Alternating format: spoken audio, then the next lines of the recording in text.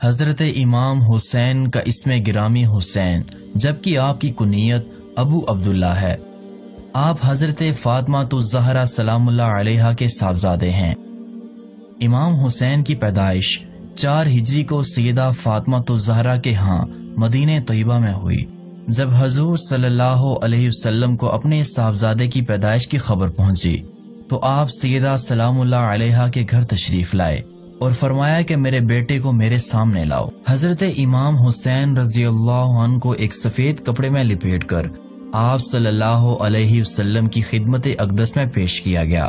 پس نبی کریم صلی اللہ علیہ وسلم نے حضرت حسین کے دائیں کان میں آذان اور بائیں کان میں تکبیر کہی اور اپنا لعاب اقدس ان کے منہ میں ڈالا اور آپ کے حق میں دعا فرمائی۔ آپ کا نام حسین رکھا اور حکم دیا کہ 7ویں روز ان کا عقیقہ کرو اور بالوں کو اتار کر ان کے ہم وزن چاندی خیرات کرو۔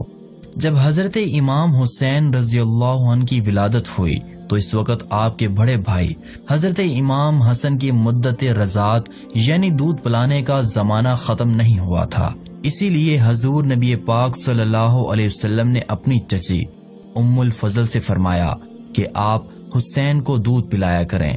سیدنا امام حسین اپنے بچپن کے 7 سال 7 ماہ اور 7 دن اپنے نانا جان حضور رسالت مآب صلی اللہ علیہ وسلم کی آغوش میں رہے۔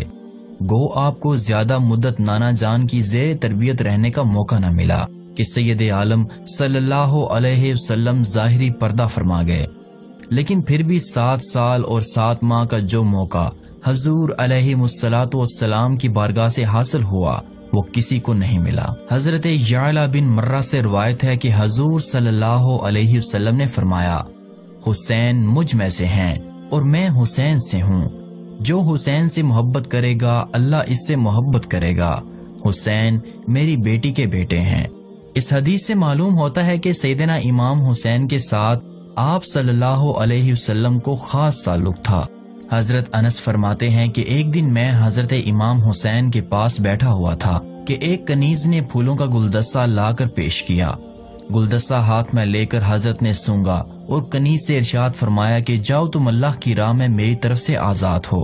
حضرت انس فرماتے ہیں کہ میں نے کہا کہ آپ نے ایک گلدستے پر اتنی اچھی خوبرو کنیز کو آزاد کر دیا تو آپ نے فرمایا، اللہ تعالیٰ فرماتا ہے کہ جب تمہیں اچھا تحفہ پیش کیا جائے تو تم اس جیسا یا اس سے بہتر تحفہ دیا کرو۔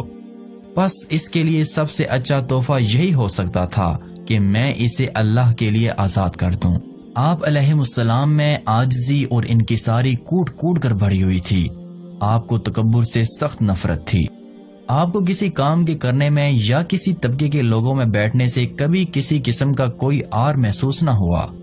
ایک مرتبہ آپ کہیں تشریف لے جا رہے تھے کہ راستے میں چند غریب لوگ کھانا کھا رہے تھے۔ انہوں نے جو آپ کو دیکھا تو دوڑتے ہوئے حاضر خدمت ہو کر عرض کیا، حضور آئیے اور کچھ کھانا تناول فرمائیے۔ آپ اس وقت ان غرباء کے حلقے میں جا بیٹھے اور ان کے ساتھ کھانا کھایا اور فرمانے لگے کہ مجھے کھانے کی حاجت تو نہیں تھی، لیکن تمہاری خوشی کی خاطر چند لقمے تناول فرما لیے ہیں۔ سیدنا امام حسین اہل بیت کے صحیح گھرانے کے چشم و چراغ تھے۔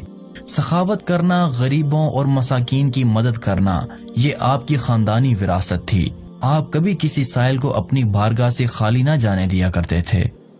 سیدنا امام زین العابدین فرماتے ہیں کہ میرے والد بزرگوار یتیموں اور محتاج لوگوں کے گھروں پر خود کھانا لے کر جاتے تھے۔ اس کام میں اس قدر مشقت اٹھاتے تھے کہ آپ کی مبارک پیٹھ پر نشانات پڑ جاتے تھے۔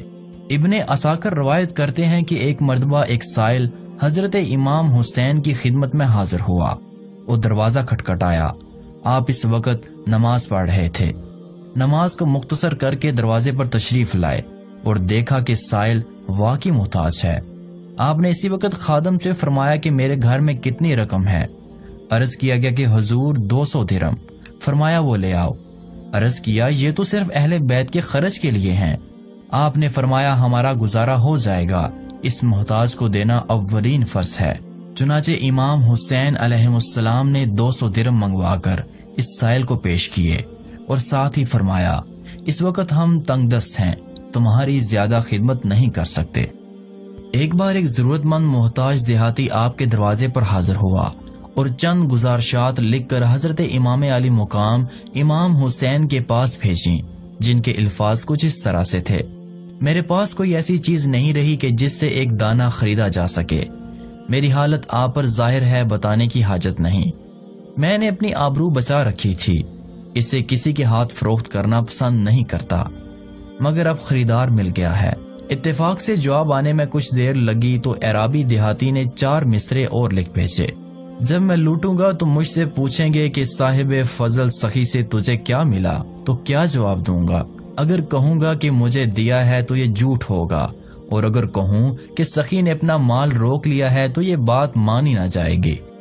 سیدنا امام علی مقام امام حسین نے 10,000 درم کی تھیلی اس سائل کو بھیجی اور ساتھ ہی اس کو اشعار میں جواب دیا: تم نے جلدی مچا دی، سو ہم تمہیں یہ قلیل حصہ دے رہے ہیں۔ اگر تم جلدی نہ کرتے تو تمہیں اور زیادہ ملتا۔ اب لے لو اور یوں سمجھنا کہ سوال کیا ہی نہیں، اور ہم یہ سمجھیں گے کہ گویا ہم نے کچھ دیا ہی نہیں۔ امام حسین علیہ السلام شجاعت میں بھی نہایت بلند مقام رکھتے تھے۔ خود حضور صلی اللہ علیہ وسلم نے فرمایا کہ میں نے حسین کو ہیبت اور جرأت عطا کی۔ آپ کی جوان مردی اور بہادری کا اس سے بھی اندازہ لگایا جا سکتا ہے۔